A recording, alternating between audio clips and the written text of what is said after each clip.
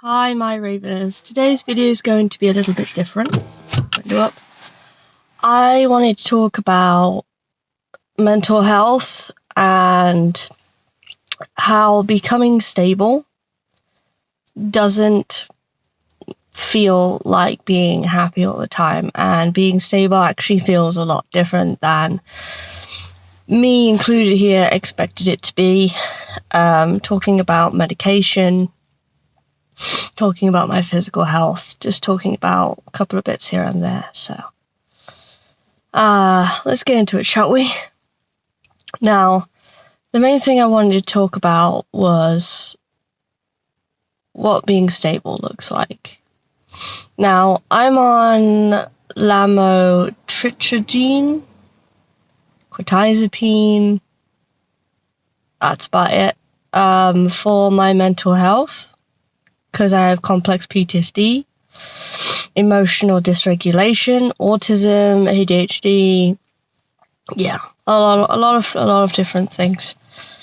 And I suppose I'm also in therapy, but I also suppose that when I started taking these medications and I've been trying for years to get things right, I suppose I always had it in my head, like some people do.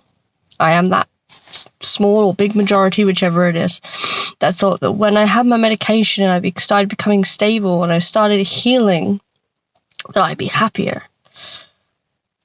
No. Being stable...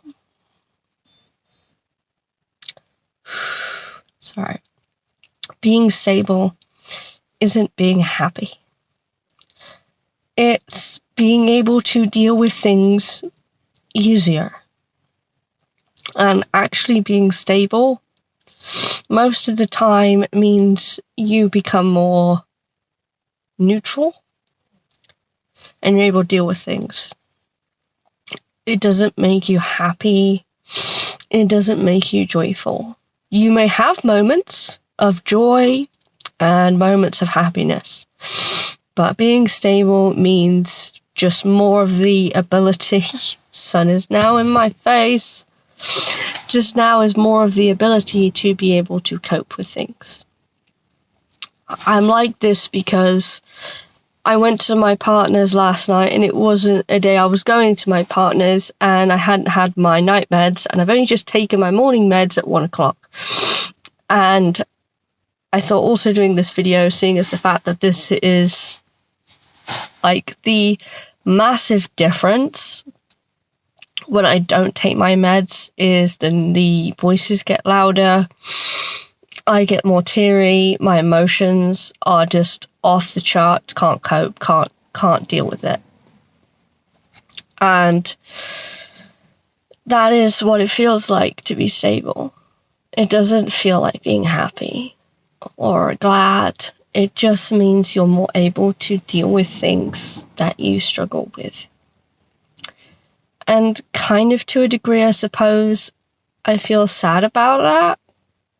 I'm dealing with that because I wanted to be happy and enjoy life and be, like that. But life just isn't that way. Life isn't about being happy all the time. Life isn't about being joyful all the time. Life a lot of the time is neutral. There's things you have to get done and sort things out. So I like to plan things that I can do for myself. Now, as you know, because you're seeing my face, I'm on YouTube. And I'm on TikTok as well. I like to plan things that I can film because I enjoy filming things for you. Mental health I like to share as well. I don't share it very much because there was an incident a while ago where every time I shared mental health issues on YouTube,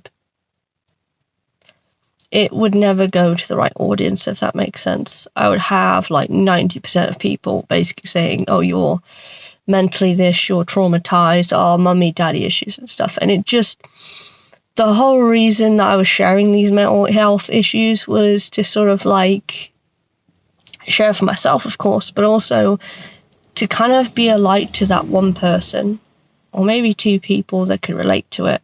And it just wasn't doing that. So But now I'm trying to still do mental health issues videos, whether or not I get shit for it, because it's important. Mental health is something you can't see. It's something that's deep inside of you, and unless you have a broken leg, broken leg or broken arm, people just don't see it. And if people don't get mental health, they just tell you to get on with it, deal with it, move with it, come on. And it's not that way. It can be all-consuming. And it can really affect your life. And the other thing I wanted to talk about was healing. Healing, boy. Healing. Now, we do all see online these people, and you know which people I'm on about. They say, I'm in my healing era. I've gone to the beach, or I've got a facial done, and I'm, doing a glow up. This is my mental health healing. No. I'm going to get probably shit for that, but No, it might make you feel better. No doubt. But that's not mental healing. Mental healing is brutal. It is painful. It's not fun. It's not exciting. It's not great. It's hard. It sucks. And sometimes when you're healing mentally, it breaks you for a bit. I'm healing currently. I'm in therapy. I'm in therapy myself, and I'm also on medication. And I can tell you now, it's wiring me, it's helping me, but it's making me question so many things about my life. Questioning so many things that I didn't think of before, that I didn't think were maybe they're an issue, maybe they're a problem, maybe that's this, maybe that's that. There are so many things that I am questioning. And it hurts. Oh, does it hurt? Because in order to fix it, you kind of traumatize yourself a little bit, in a way, if that makes sense, because you're like bringing it up to the surface. You're bringing it back up in order to deal with it, which is going to cause your brain, to be like, what the fuck is going on? Like, I don't like this. Like, it's freaking out. So, if you're healing and you're crying and it's really hard and you're struggling and you don't know if you're healing properly, I'm going to stop you there. You are. It sounds harsh. It's never something I ever thought I'd ever say, but if it hurts, it's working. If it makes you question everything, it's working. If you are learning new things about yourself and new coping mechanisms, it's working. And I know how hard as well it can be on your own doing it. Now, I have my partner, of course, but obviously there are times where I'm on my own and I'm dealing with shit. And it's hard. It's hard to deal with mental healing as well as doing chores, going to work, that sort of thing. I don't work currently. That is a different story. But it does. It doing mental healing whilst also having an existing life sucks so much because it's so exhausting. But then the fact that you still have to keep pushing through.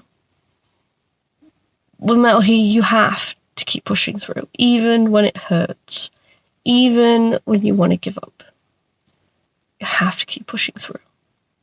You can take times to rest, recuperate, take times to self-reflect on what's going on, what you've learned, maybe what's come up, what you've recognized. Of course. But it hurts. And that's normal.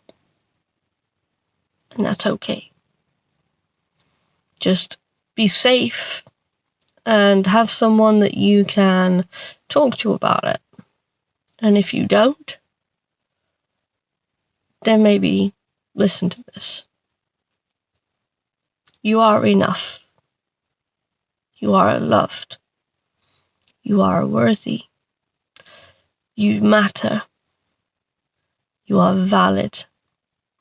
You are important. And you deserve to be here. You do. And the last thing I want to discuss was my physical health. My physical health is not great. One of them, obviously, you all know, because a lot of you messaged me about it. Yes, many trolls about my weight. We can all tell, okay? Can all tell that I am overweight. You know, I'm not blind. Even though I have glasses, I'm not blind. I know I'm overweight. I'm doing something about it. Okay? Next year, I'm planning on trying to go on Manjaro and go to help groups about eating issues and learning to, like, eat properly and stuff and all that stuff and my issues with food and stuff. So that is it. The other thing that's the main problem is me with my suspected endometriosis. That one's a kicker at the moment. I have to take codeine most days to manage the pain. I've been on a waiting list for 2 years to see a gynecologist. And I'm on the pill all the time to try and manage my symptoms.